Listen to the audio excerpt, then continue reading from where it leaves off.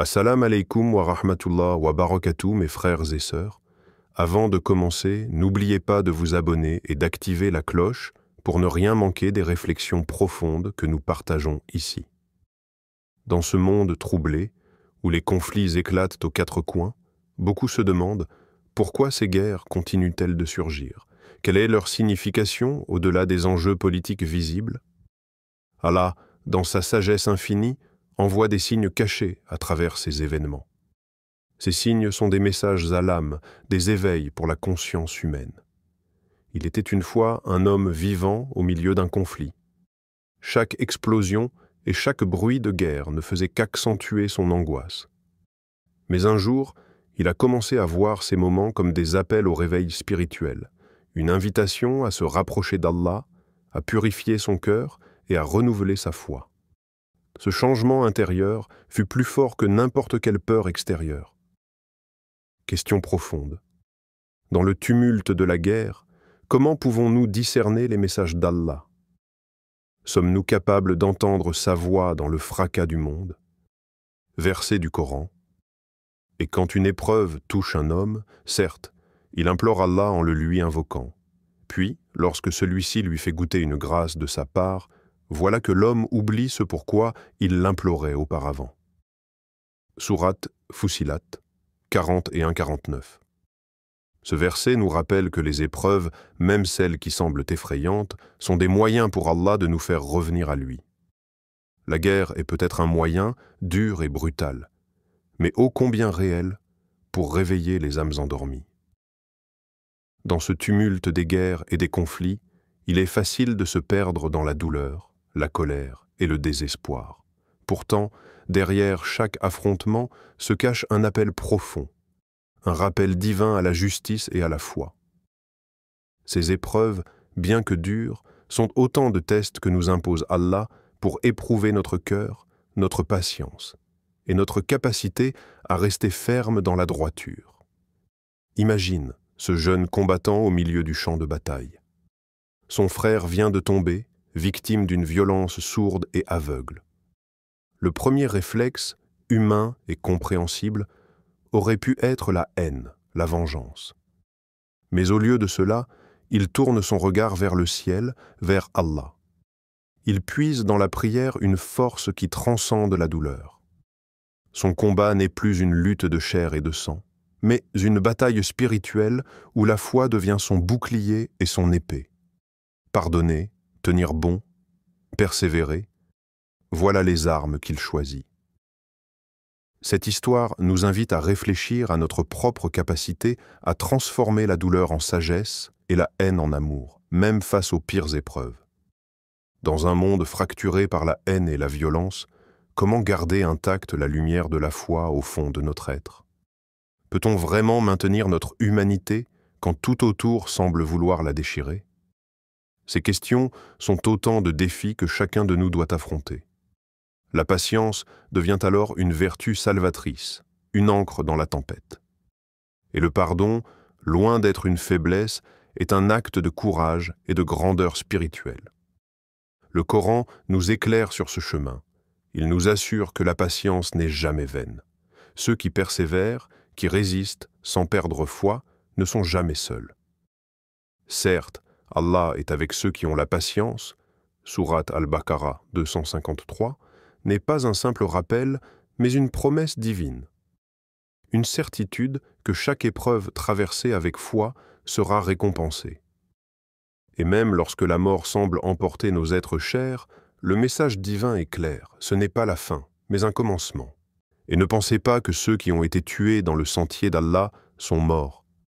Au contraire, ils sont vivants auprès de leur Seigneur, bien pourvus. Sourate Al-Imran 369. Ces mots nous ouvrent une perspective plus vaste, où la justice divine dépasse la douleur immédiate.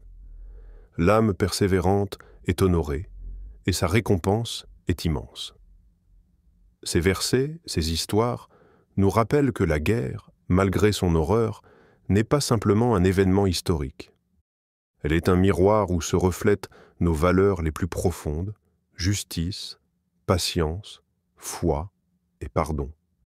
En choisissant ces voies, nous ne sommes pas seulement des survivants, mais des êtres transformés, porteurs de lumière dans l'obscurité. Les guerres que nous voyons éclater autour de nous ne sont que la manifestation extérieure d'un combat bien plus profond et complexe, celui qui se déroule dans le cœur de chaque être humain. Elles sont le reflet de cette lutte incessante entre le bien et le mal, la lumière et les ténèbres qui s'affrontent en nous-mêmes.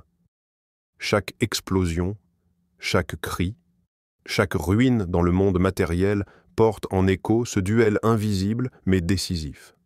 Pense à cette femme qui a tout perdu à cause de la guerre. Sa maison détruite, ses repères effacés, elle aurait pu sombrer dans le désespoir. Mais elle s'est tournée vers le Coran, vers la méditation des paroles d'Allah. Chaque verset récité, chaque mot prononcé, était pour elle une petite victoire sur la peur, une lampe qui éclairait ses nuits sombres.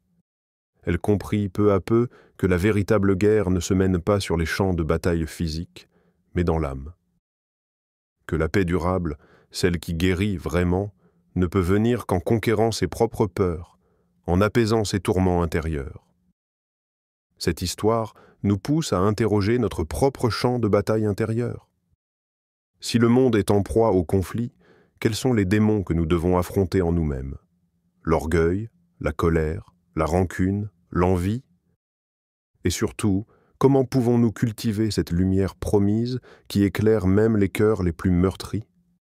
La réponse est en nous, mais aussi dans le message d'Allah qui nous guide avec sagesse. Le Coran nous rappelle que ces paroles sont immuables, qu'aucune force ne peut les changer. Nul ne peut changer ces paroles. Et tu trouveras auprès d'Allah la plus belle récompense. Sourate Al-Furqan 25-10. Cette stabilité divine est un refuge et une source d'espoir inébranlable, même lorsque tout autour vacille. Elle nous invite à garder confiance et à persévérer. Par ailleurs, la patience et la prière sont les clés pour surmonter ces épreuves non seulement extérieures, mais surtout intérieures. Ô vous qui avez cru, cherchez secours dans l'endurance et la prière. Certes, Allah est avec les endurants. Sourate Al-Baqarah 253. Cette exhortation divine est un appel à la résilience spirituelle, à cette capacité à tenir ferme face à l'adversité, en s'appuyant sur une foi solide et une pratique sincère. Ainsi, comprendre que chaque guerre extérieure est aussi un signe, un miroir de nos luttes personnelles, nous invite à un travail profond sur nous-mêmes. La paix du monde commence par la paix du cœur, et c'est en vainquant nos propres ténèbres que nous participons à illuminer l'humanité tout entière. L'espoir au cœur des épreuves. Malgré la violence apparente, ces signes sont une invitation à la renaissance spirituelle. Allah ouvre une porte pour ceux qui choisissent de voir la lumière derrière les ténèbres. Un homme âgé, témoin de plusieurs guerres, a trouvé dans chaque conflit une raison de renouveler sa foi, d'enseigner la paix à ses enfants et de bâtir, pierre après pierre, un monde meilleur par la sagesse et la compassion. Face à ces signes, quelle sera ta réponse? Vas-tu fermer ton cœur ou l'ouvrir pour accueillir la guidance d'Allah? Verset final du Coran. En vérité, avec la difficulté vient la facilité. Oui, avec la difficulté vient la facilité. Sourate Ash-Shar 94, 5-6. Frères et sœurs, n'oublions jamais que la lumière d'Allah éclaire même les nuits les plus sombres, que ces guerres soient pour nous des rappels, des opportunités de purification et de retour sincère vers le tout miséricordieux. Si ce message a touché ton cœur, partage-le et abonne-toi pour continuer ce voyage de conscience et de spiritualité avec nous. Wassalam alaykum wa rahmatullah wa barakatuh.